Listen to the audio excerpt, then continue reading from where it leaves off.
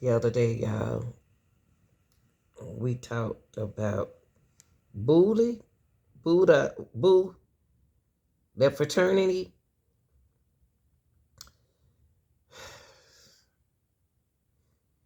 It was real, y'all. It was real.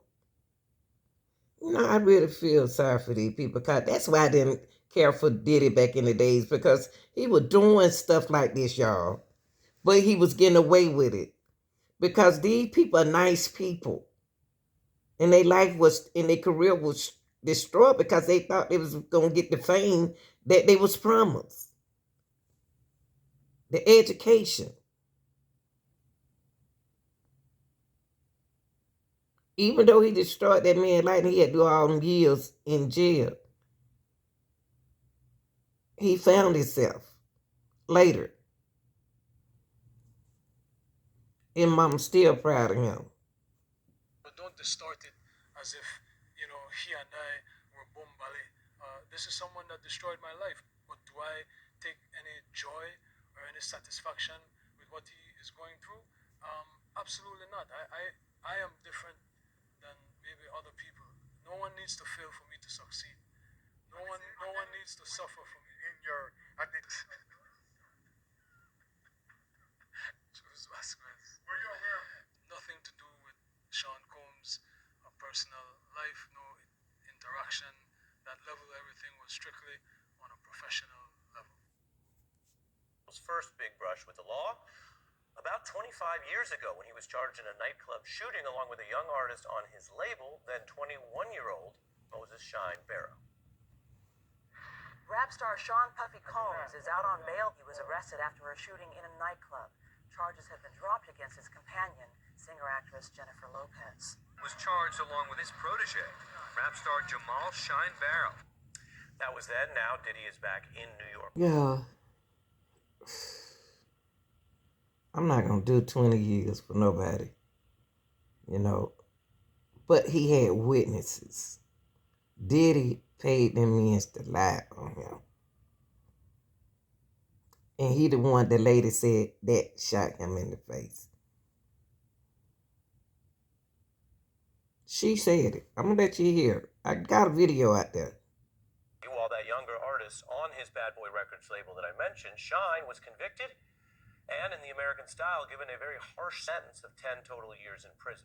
He did not testify against Diddy. The two men had their cooperation agreement legally. They had intertwined businesses. Shyne's debut album was released actually during the trial and reached all the way up to number 5 on the charts. Now, he alleged that he ain't had nothing. He did not go to none of Diddy's freak out parties. He said no, he didn't. He didn't go to none of them. This young man, y'all, I'm glad for him, has changed his life. Judaism, Israel. He said that a life that connected him to God and become a better human being. He sees no conflict, confusion, the hip hop world with the life or Torah or a servant Jew. I'm glad for this young man. I'm so happy for this young man.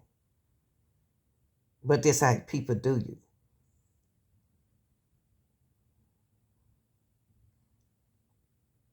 Set that man up. He set him up. Should he forgive him? Or shouldn't he forgive him? Being and sees no conflict with fusing the hip-hop world with the life of a Torah-observant Jew. Now, if you catch back up to the legal and immigration status, the United States deported leader of Belize's opposition party. And the documentary is really the first time, with everything else going on, that China's opened up with this much detail about those moments that changed his life, and also give us a little insight into how he continued to make his own choices to change his life and the lives of others. With that, I am thrilled to welcome for our first in-person interview on The Beat, Moses Shyne Barrow. In the documentary, The Honorable Shyne is out now. Thanks for being here. That's right. It's such a pleasure to be here. We've talked, but this is your first time in person in the newsroom. Wow.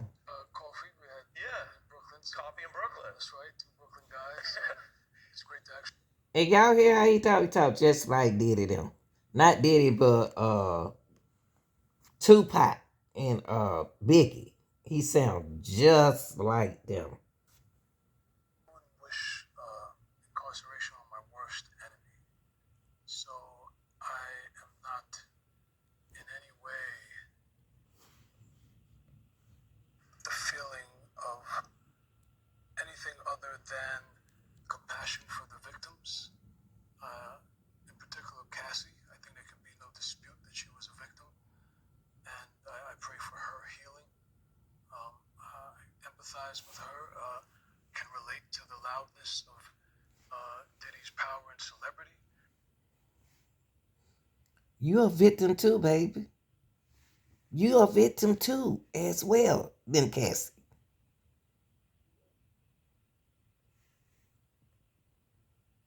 And so, where do you turn?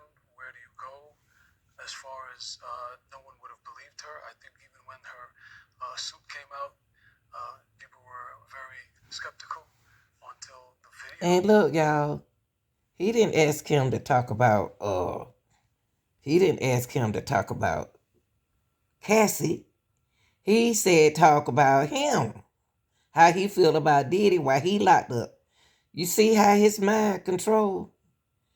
He wants you to talk about you, how you feel about Diddy since Diddy been locked up. And you change the conversation and flip the conversation on Cassie. You are a victim. You've been victimized and you don't even know it. He know what happened to Cassie. We talking about you. Came out, and then people were like, And just to jump in, you can identify with what she was up against because in a way you were up against that power. I was up against that at 20 years old, 19 years old, and I pray for Diddy. That's how I feel. I feel that I primarily focus on the victims. There's some serious allegations there, and there's some serious evidence of wrongdoing there.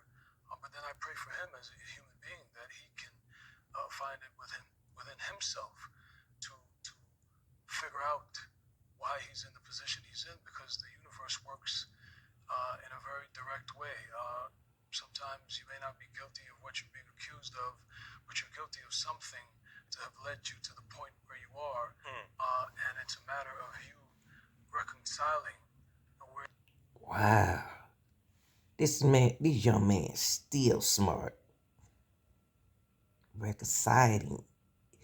I wonder, do Diddy feel guilty about some things and not all the things? Or should, if Diddy lived 54 years blaming other people, how in the world is he gonna come out of it, y'all? That's what I'm saying. How is he mentally gonna come out of it? Is he gonna act mentally insane? Because this here is there were people alive. A lot of people sacrificed for him. You are and where you need to go, and I pray for him and I wish him well on that journey. I don't know if you've ever seen, Forrest Gump or those kind of movies where someone's in the middle of everything. You're a little bit like that. If we talk about, we got this serious Diddy story, we got hip hop. He was weak. He was tottering. That's his dad. Almost. I think before he was deported, he was held in some immigration facility, and I think that really, apart from the long spell in Dannemora, that helped to put the finishing touches on what clearly was a nightmarish, Kafkaesque sort of ordeal. What did you learn about these immigration systems as well as criminal justice, and how does that inform the powers you now have as a lawmaker? I believe one of the things that I haven't verbalized as much in my interviews as I reflect is criminal justice reform, and the idea that you And y'all, he into politics now. He into politics now. Okay, he's doing real good now. But if you think about the skin complexion, he is Shyne. Shy. His skin complexion and where he from. You thinking about the color that most of the girls said was there. The skin color. What those kids from other countries? What was where did he in another country when he did certain things?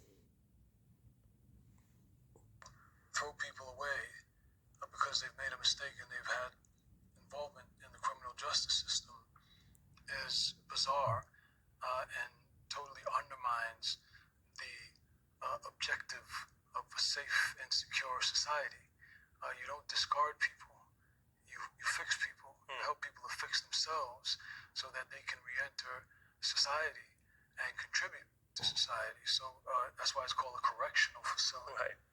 So we should be doing everything as developed nations to help our people heal, fix, and return and contribute. So I think I know there's some people that are advancing the criminal justice reform agenda, and I believe I'm the poster child for that. 10 years almost destroyed my life, and obviously I had and I have so much to give, and I'm giving so much. Imagine what I could have done if those 10 years were taken away from me. Wow. So I think, pray and we hope that we see in these developed nations, definitely in Belize, He we have a 40 criminal something now, justice reform y'all. agenda. The Chief Justice, she is very keen on that. The Attorney General is rolling out some things, and certainly should I become the next Prime Minister, we'll take it further than it's going right now under the current administration in Belize. Because, again, I speak from experience, and there's so many pitfalls that come on the pathway of young people in particular. So we have to be in developed nations a society that takes care of our young people, help them to fix themselves, and root for them and provide the infrastructure for them to succeed, because their success is our success. Yeah.